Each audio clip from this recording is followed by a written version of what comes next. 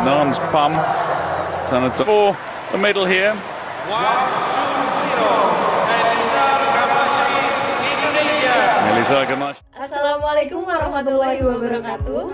Perkenalkan, nama saya Puja Lestari dengan NIM 1602621085 dan rekan saya Susan Hidayah dengan NIM 16026211084 dan rekan saya Nama saya Filbert Ezra Bramanjo dengan NIM 1602621046 dari kami dari kelompok 5 akan menyampaikan materi tentang lari jarak menengah untuk melengkapi tugas akhir semester teori dan praktek atletik 2 dengan dosen pengampu Bapak Dr. Andes Mustara Musa MPD.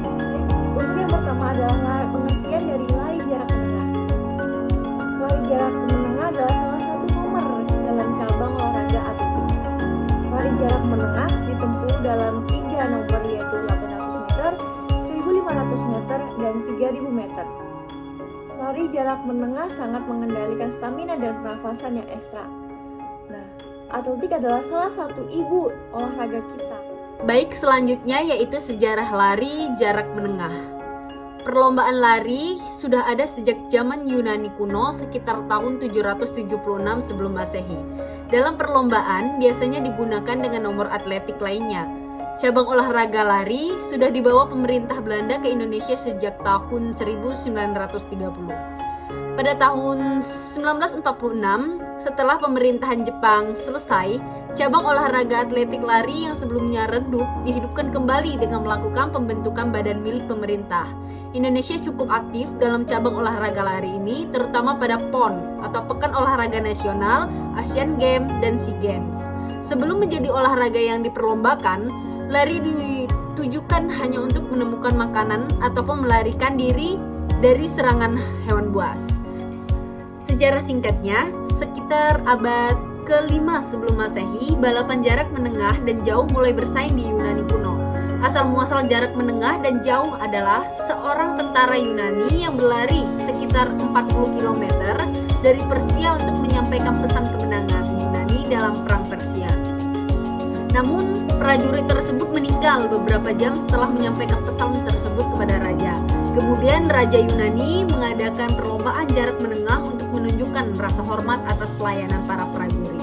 Seiring berjalannya waktu, kompetisi lari menjadi hal yang lumrah dan semakin populer di berbagai negara. Oleh karena itu, pada tahun 1912, Asosiasi Federasi Atletik Internasional atau IAAF didirikan bermarkas di negara Monaco.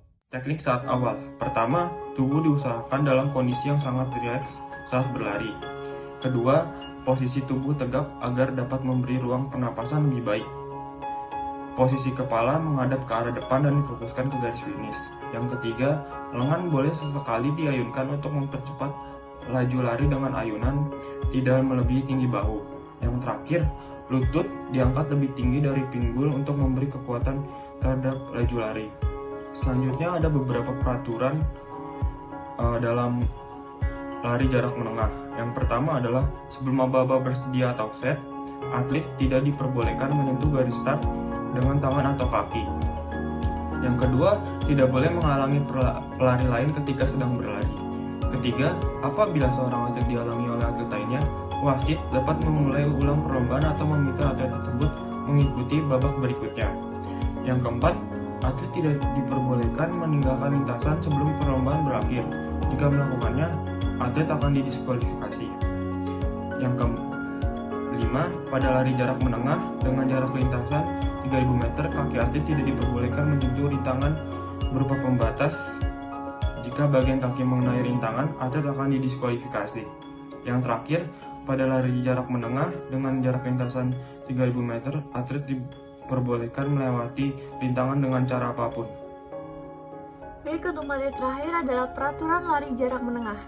Sesuai namanya, lari jarak menengah memiliki jarak tempuh lintasan yang tidak jauh dari lari jarak jauh dan tidak sedekat lari jarak pendek seperti sprint, dengan jarak di antara 800 meter, 3000 meter, dan 1500 meter.